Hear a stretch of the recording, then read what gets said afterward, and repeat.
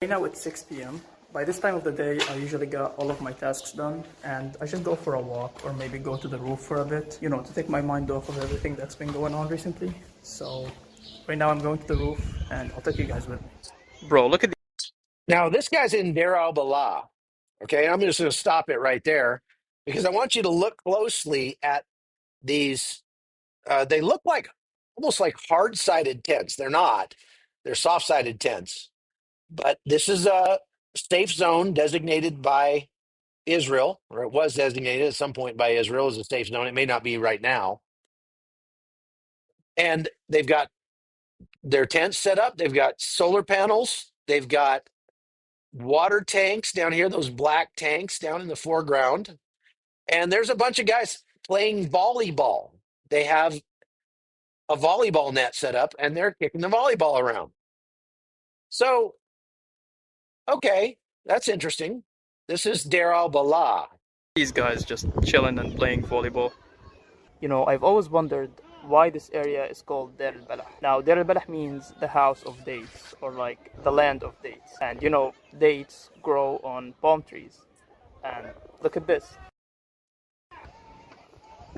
There are so Okay, so this is Deir al-Balah. Look, you got a lot of trees out there and intact buildings. I don't see any piles of rubble yet. So this is one of the less impacted parts of Gaza, but just The CEO loses his shit when we mention Banks of the Taxman. I bet you he's going to blow up here. Cam, everything in Gaza is rubble yet. Okay, now the IDF is pushing into Deir al-Balah as we speak, and I'll talk about that more in just a minute. many palm trees, mashallah. Now, like you guys probably know, Deir al-Balah is one of the very few areas that are still in good condition in Gaza Strip. And honestly, the last time I saw such a view was back when I was in Rafah, before we evacuated from it in May 2024. Because before we evacuated from Rafah, the area was still in good condition and there weren't many bombings there. But right now, it's been over a year and Rafah is nothing but trouble. By the way, look how beautiful the sky is. This is the view from his roof right there. I mean, come on. That is a beautiful sunset.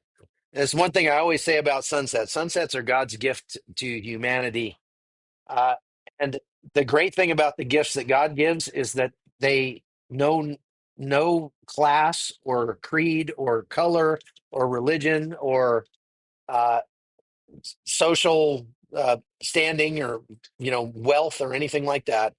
The wealthy man and the poor man alike get to enjoy the sunset, and that is something else. Oh wow, there's a bombing there. And there.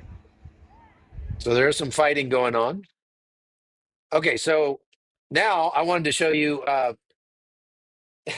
Let me just comment on that for a second. I'd love to get a hold of this kid and interview him. And he seems like a good guy. I mean, you watch the video and you realize these are human beings, and they've got the same desires we do, and they have the same needs we do, and they there's got to be a lot of people in Gaza who are very tired of this, who would just love it to be over. But I want you to keep in mind, this guy's a military age male.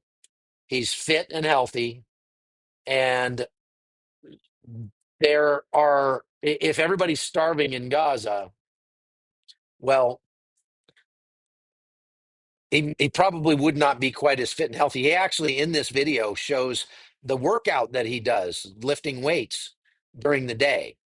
And he's skinny. I mean, and he actually is very interesting. He counts all of his calories and reports. Okay, here's what I ate today, and I got this much protein. He does all his macros and this many carbs, and I ate grape leaves, and they're 13 calories each, and I had 35 of them, whatever.